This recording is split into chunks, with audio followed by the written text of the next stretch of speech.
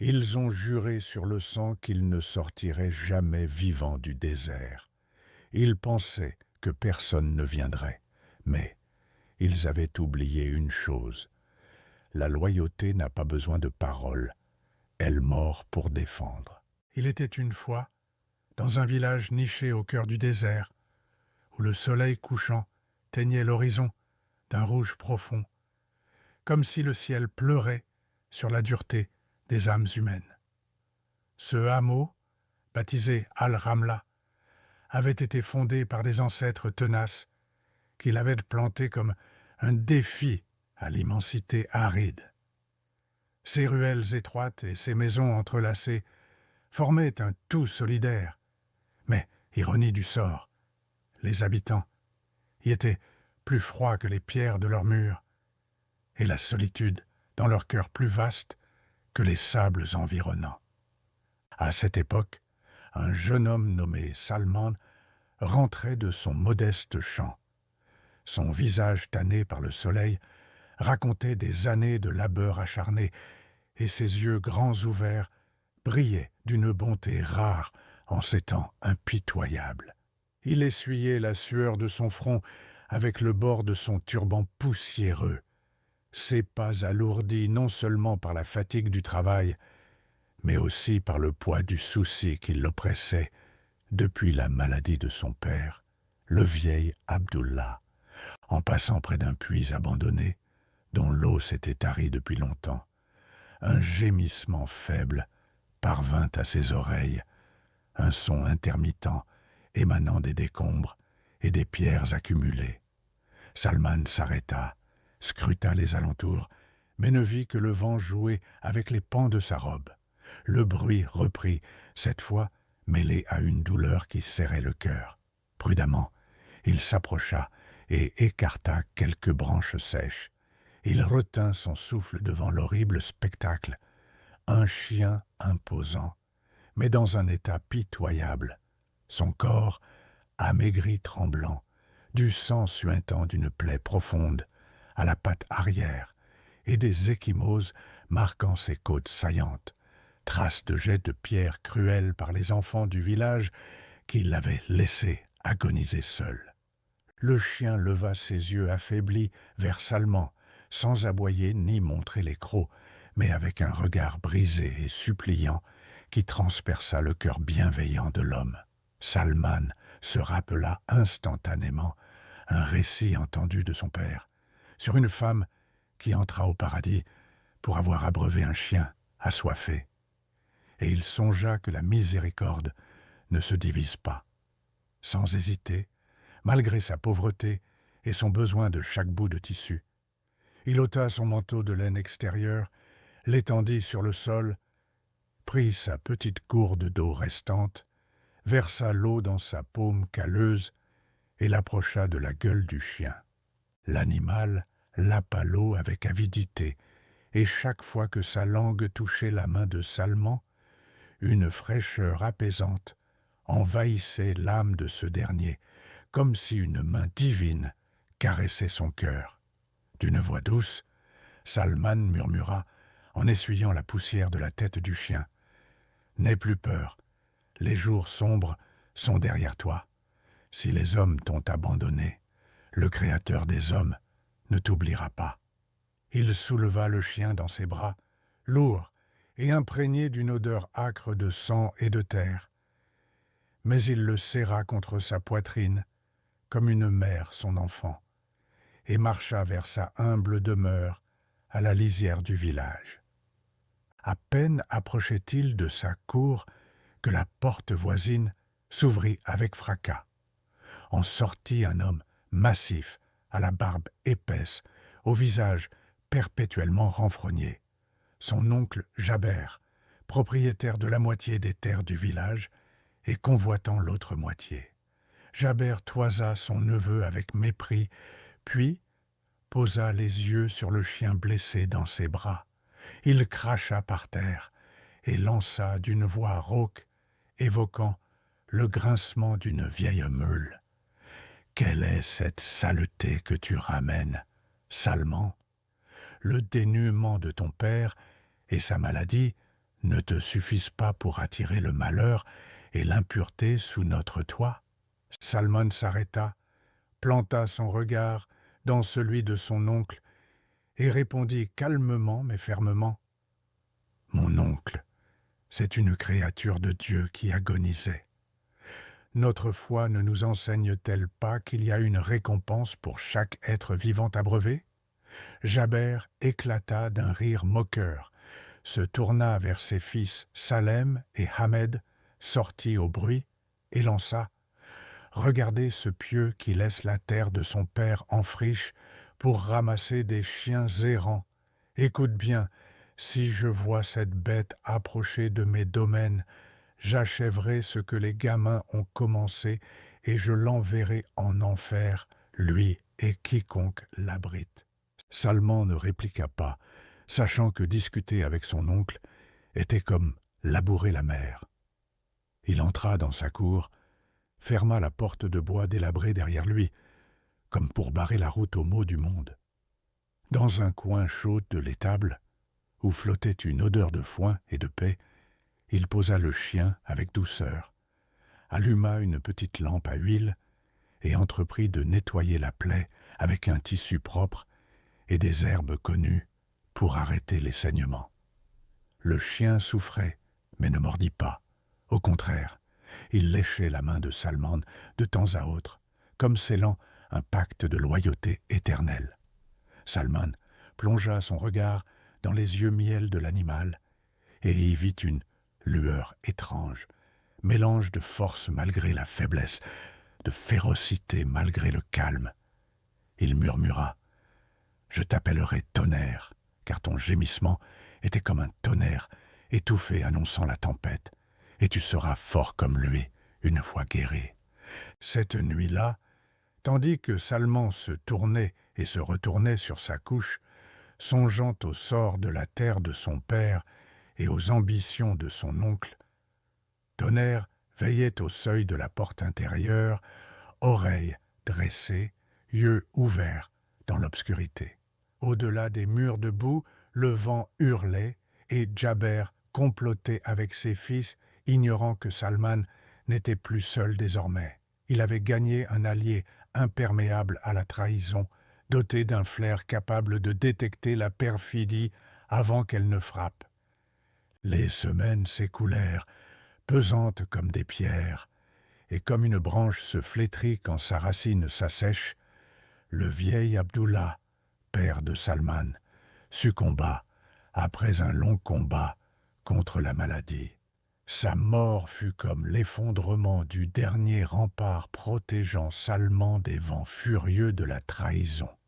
Le jour des funérailles, le village se couvrit de noir. Salman se tenait au bord de la tombe, terre sur ses vêtements, yeux voilés de larmes qu'il retenait devant les hommes, se sentant infiniment seul, comme nu dans un désert hostile. À ses côtés, Jabber arborait un masque de chagrin fin, mais Salman, aiguisé par les peines, percevait la froideur de sa main lors des condoléances, non une main consolante, mais celle d'un marchand palpant sa nouvelle marchandise. Jabber murmura à son oreille, d'une voix sifflante: « Que Dieu t'accorde patience, neveu. Ne t'inquiète pas des affaires du monde. Nous sommes là pour gérer ce que le défunt a laissé. » Ces mots étaient comme des lames enveloppées de soie.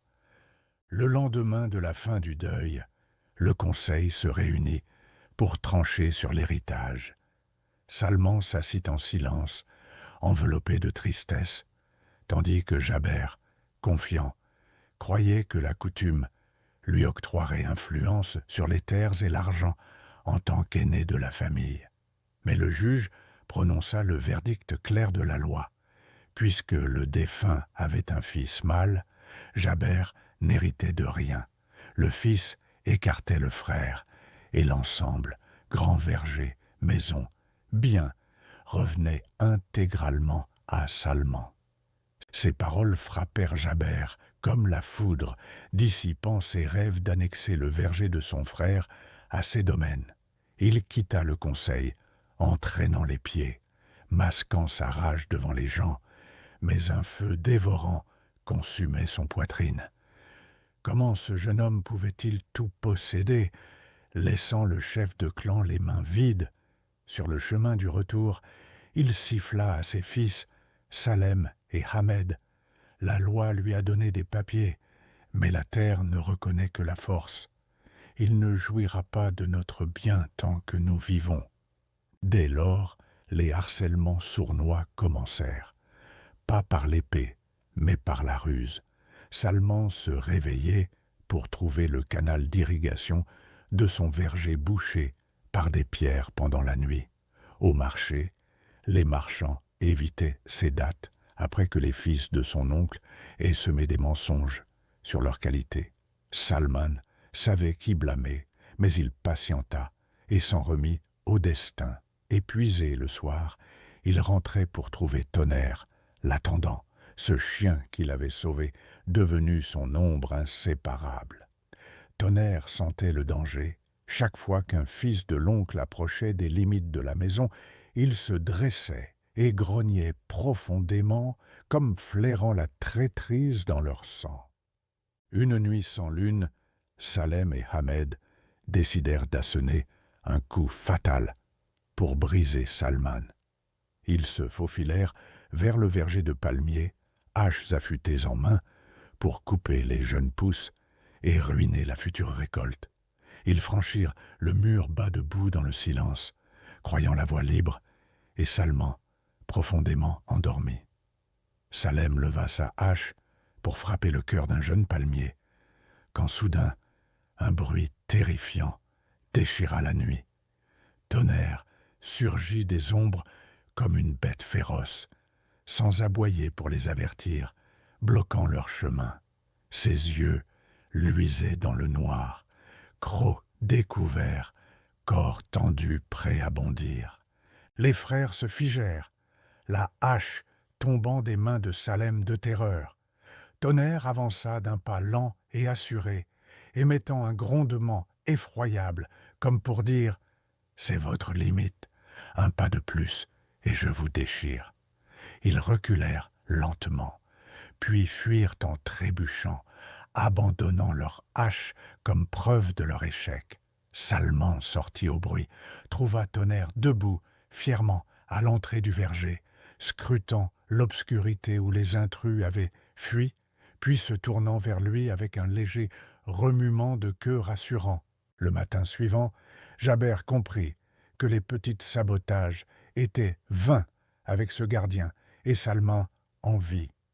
Regardant par sa fenêtre, il marmonna d'une voix venimeuse. « Tant que ce garde existe, nous n'atteindrons pas la gorge de Salman. Tant que Salman respire, l'argent est à lui. Il faut arracher la dent et trancher le mal à la racine. » Les graines de l'envie avaient mûri, et l'heure de la moisson sanglante était venue. Après la nuit des haches, le froncement perpétuel de Jabber disparut, remplacé par un masque d'humilité fabriqué.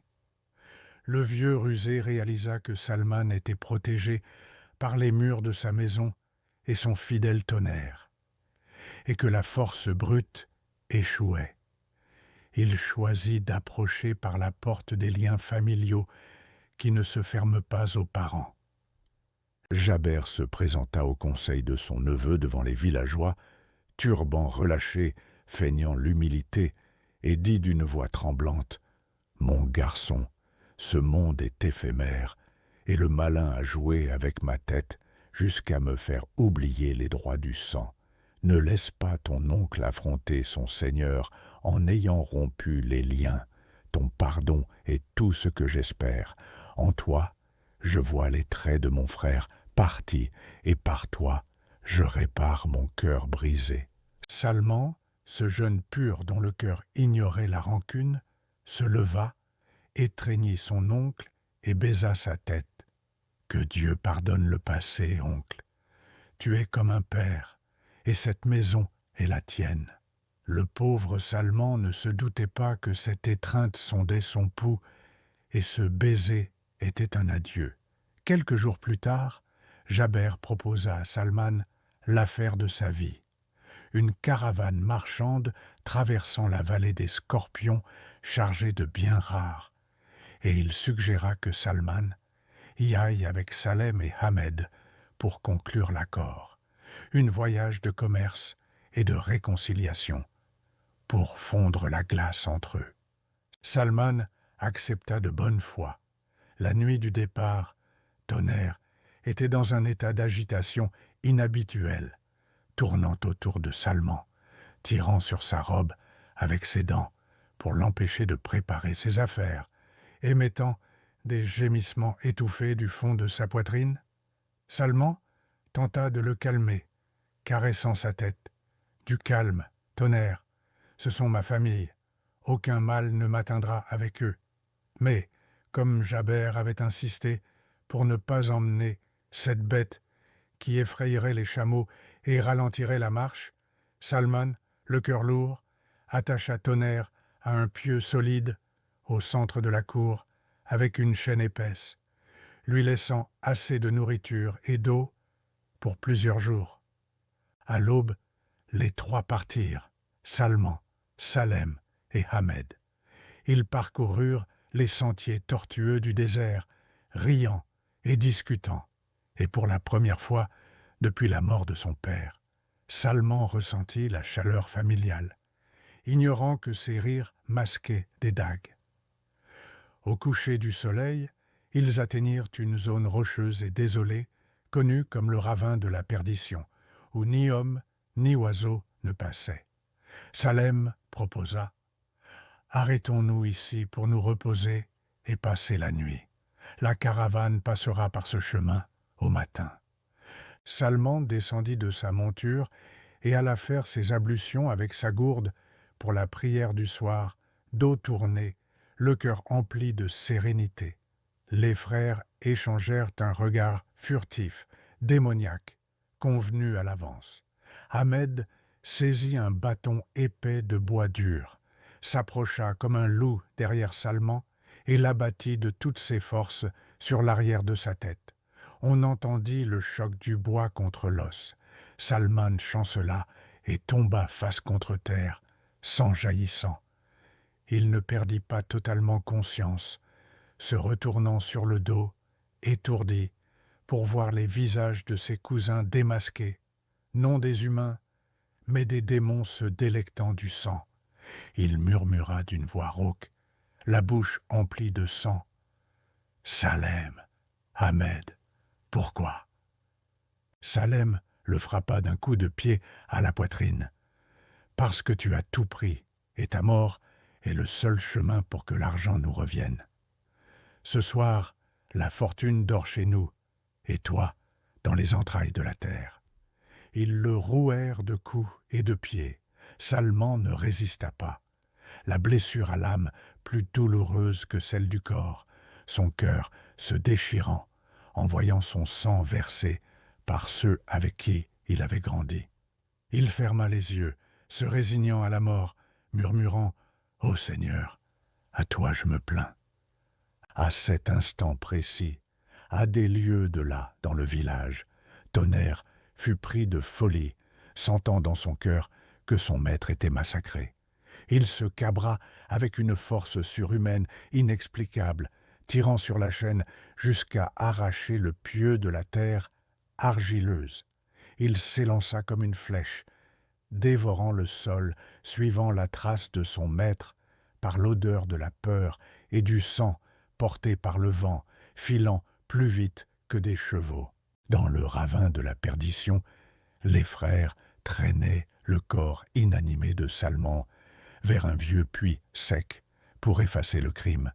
Alors qu'ils s'apprêtaient à le jeter, un grognement terrifiant, comme un tonnerre venu du ciel, déchira le silence. Le sang se glaça dans les veines de Salem et Ahmed. Ils se retournèrent pour voir leur cauchemar. Tonnerre dressé sur un rocher élevé les dominant, poitrine haletante, yeux comme des braises, écume à la gueule. Sans leur laisser de répit, il sauta du rocher en un bond suicidaire, volant dans l'air, et referma ses mâchoires d'acier sur l'épaule de Salem, qui tenait la jambe de Salman. On entendit la chair se déchirer, et le cri de Salem résonna dans la vallée. Salem s'effondra. Ahmed chargea avec son épée pour frapper le chien. Tonnerre combattit avec intelligence et fureur, esquivant le premier coup, mordant le bras de Ahmed pour faire tomber l'arme, puis attaquant sa gorge non pour tuer, mais pour l'éloigner. Il reçut une entaille profonde au flanc de la lame, mais ne recula pas, se postant sur le corps de Salman, aboyant hystériquement et chargeant quiconque approchait. Les frères, terrifiés et saignants, réalisèrent que cette bête ne les laisserait pas en vie. Ahmed hurla « Fuis, fuis, c'est un démon !» Ils montèrent leur bête et s'enfuirent dans le noir, laissant Salman et le chien convaincus que Salman était mort et que le chien périrait de ses blessures dans ce désert stérile. Le silence funèbre enveloppa l'endroit. Tonnerre, sang coulant de son flanc, rampa vers le visage de Salman et se mit à lécher le sang de sa figure avec sa langue chaude, émettant des plaintes tristes comme des pleurs. Salman ouvrit les yeux avec grande peine, vit la silhouette de son fidèle au-dessus de lui, sourit faiblement et murmura avant de s'évanouir.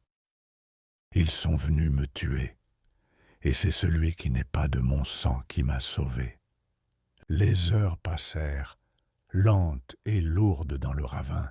Le froid du désert rongeait les os, mais le corps de Salman, gisant parmi les rochers, ne le sentait pas. Malgré sa plaie saignante, Tonnerre étendit son grand corps sur la poitrine de son maître, lui offrant la chaleur de la vie, et lécha ses blessures avec sa langue rugueuse pour maintenir le sang en circulation. Le chien geignait doucement, un œil sur son maître, l'autre guettant les loups du désert qui commençaient à rôder, mais n'osaient approcher ce gardien désespéré. À l'aube, une poussière de caravane marchande apparut à l'horizon.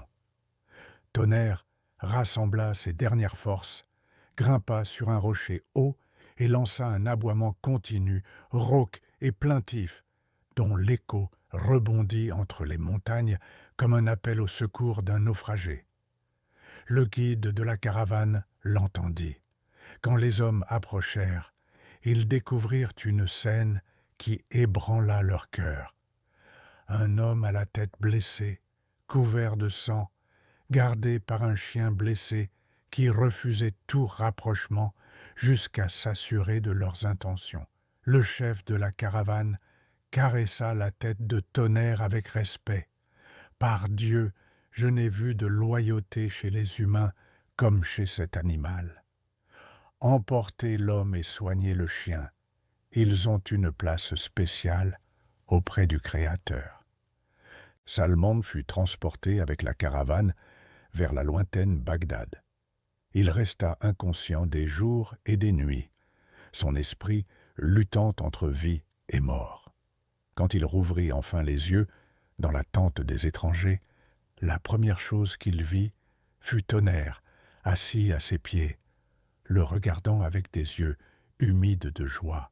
Salman guérit physiquement après des mois, mais la plaie de son âme était plus profonde.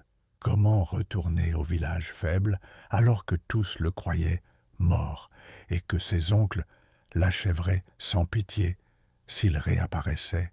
Il décida de mourir temporairement à leurs yeux pour renaître fort et respecté.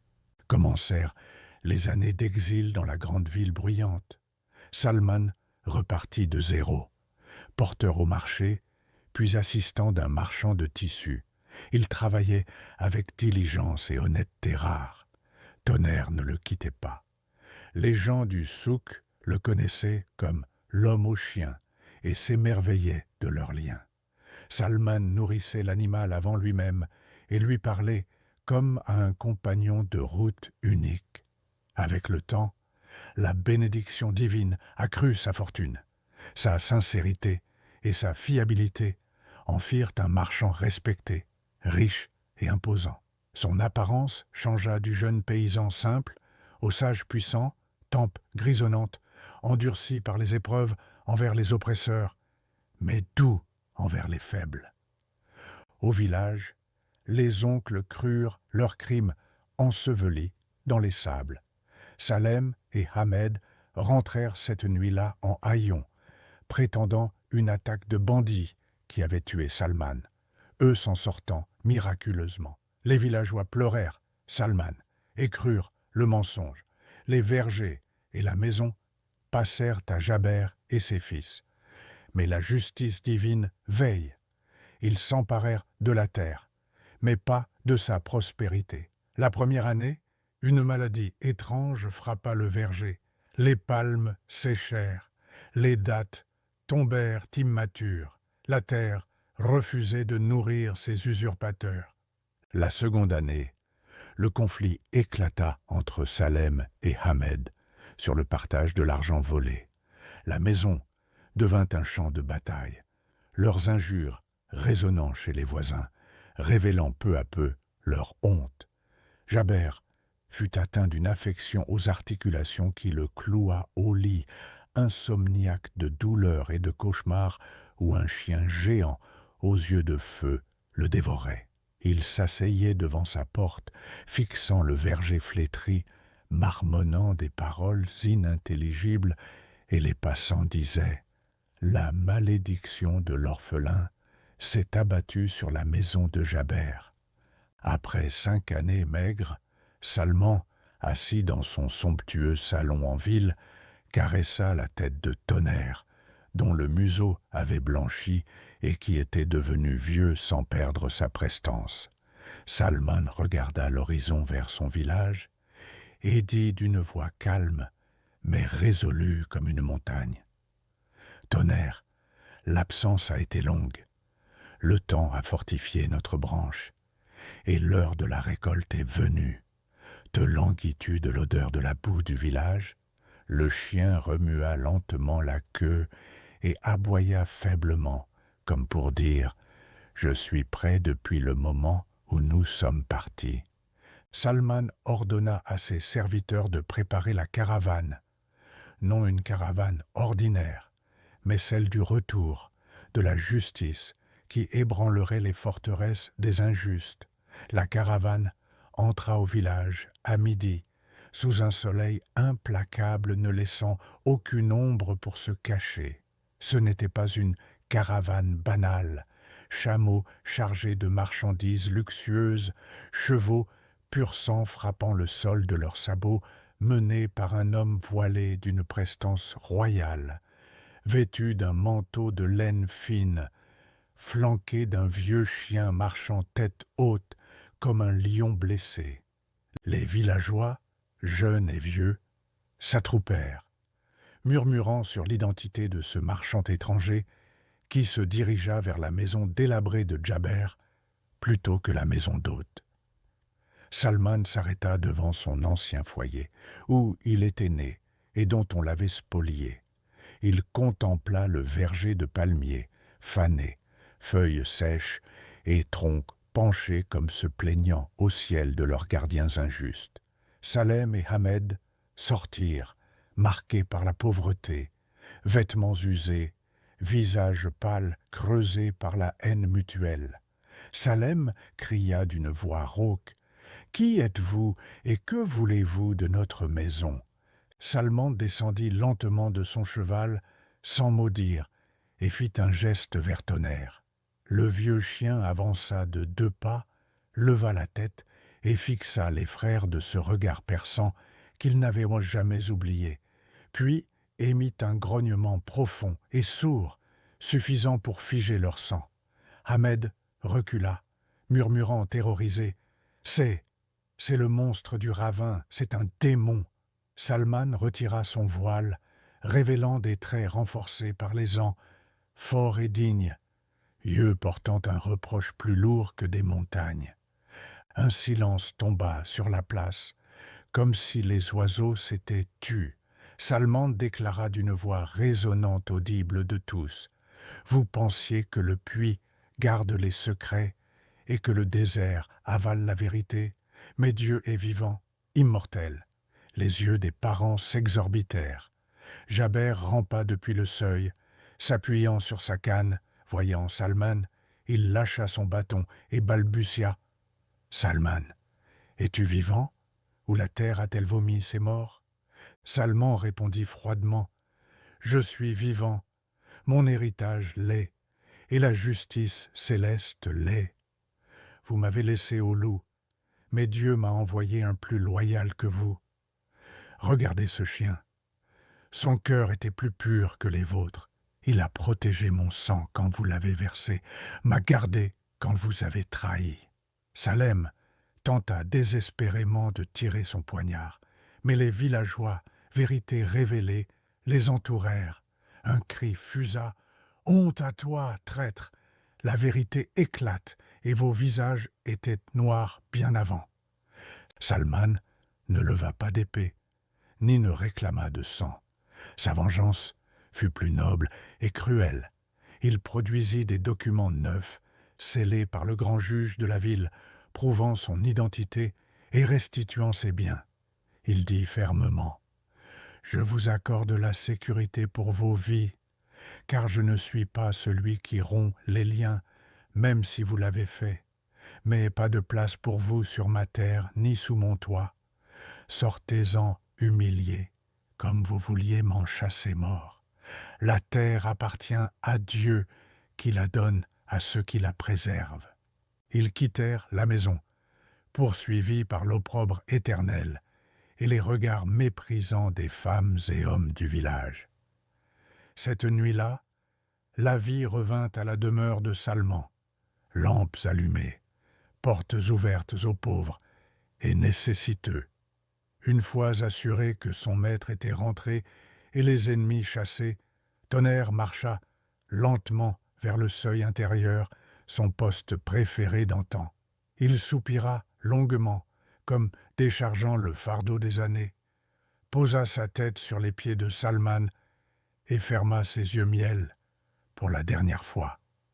Salman sentit le froid envahir le corps de son compagnon, son grand cœur s'arrêtant.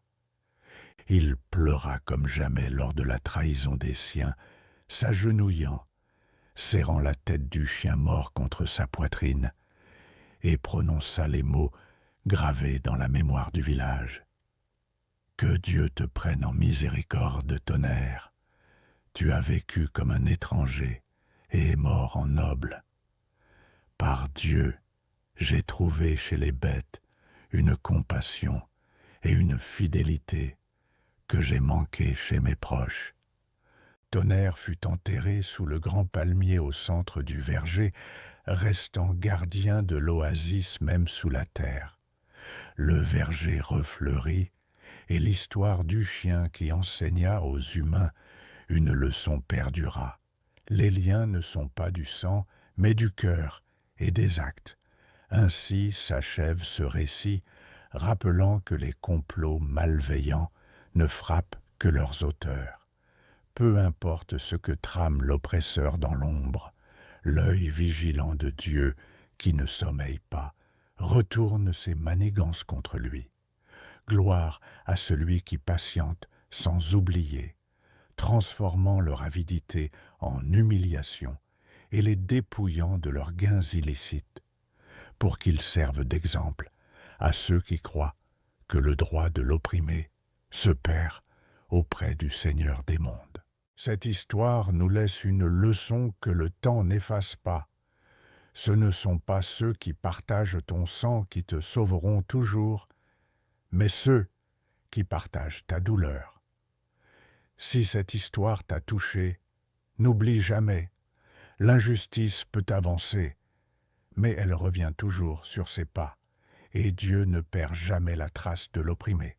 Abonne-toi pour ne manquer aucune histoire puissante. Like la vidéo pour soutenir ce type de récit. Écris en commentaire. La loyauté vaut plus que le sang. si tu as compris la leçon.